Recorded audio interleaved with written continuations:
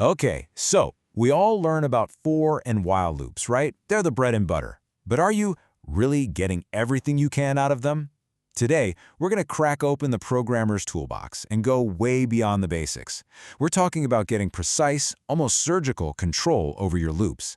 The kind of control that makes your code smarter, cleaner, and a whole lot faster. So, let's dive in. Oh, you totally have.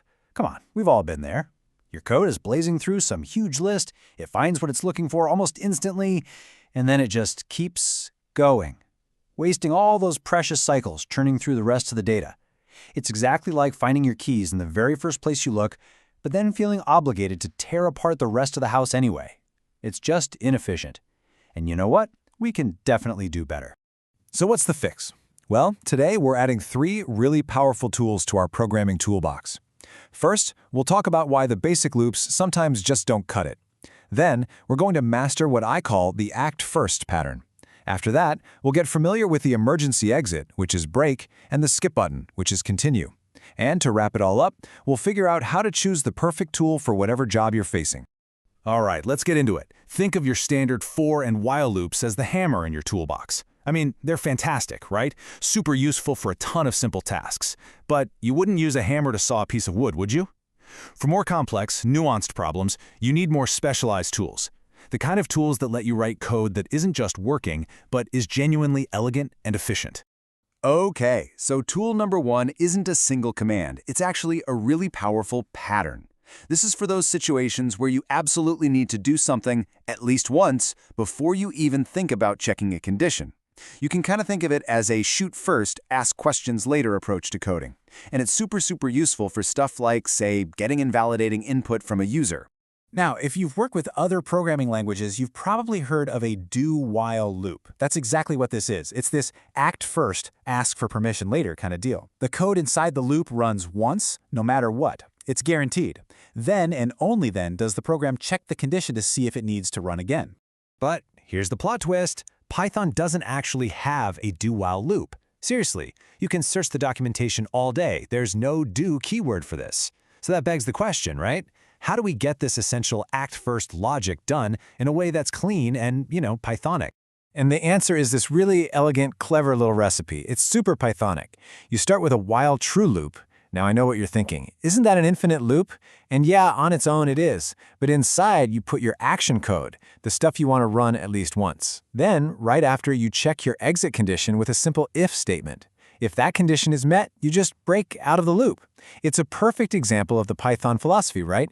Explicit is better than implicit. So we just saw break as part of that pattern. But let's talk about it on its own, because it is an incredibly powerful tool.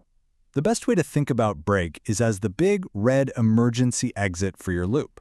When you need to get out, you need to get out immediately. And I'm not kidding when I say immediately. When your code hits a break statement, it's not a suggestion, it's a hard stop.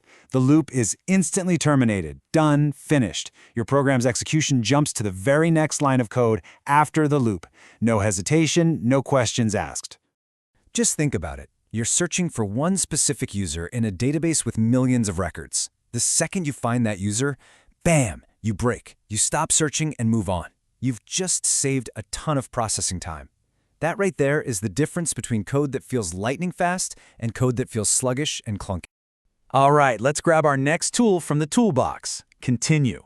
Now, if break is that big red emergency stop button that ends the whole ride, continue is more like the skip track button on your music player.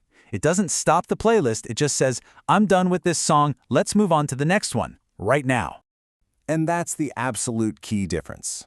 Continue only affects the current pass, the current iteration of the loop. It tells the program to ignore all the rest of the code for this one item and jump straight back to the top to grab the next one. The loop itself, it just keeps chugging along. This is absolutely perfect for filtering. Let's say you have a list of numbers, and you only care about the positive ones. Your loop can look at each number, and if it sees a negative one, it just hits continue and skips right over it to the next number. It makes your logic so much cleaner, so much more focused on the actual work you need to do. Okay, so let's recap. We've got our 3 new tools, that do-while pattern, the break statement, and the continue statement. But, Having the tools is one thing.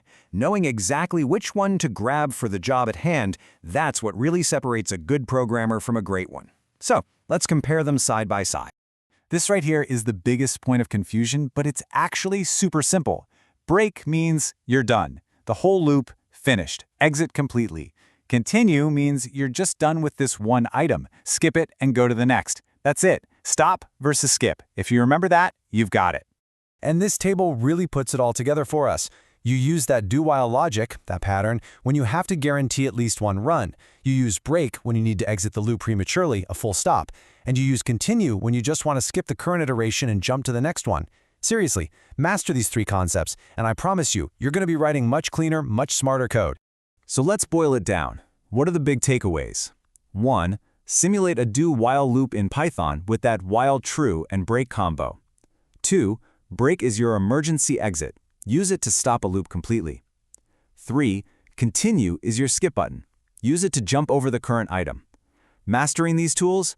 Well, it's what makes your code cleaner, more efficient, and just plain better.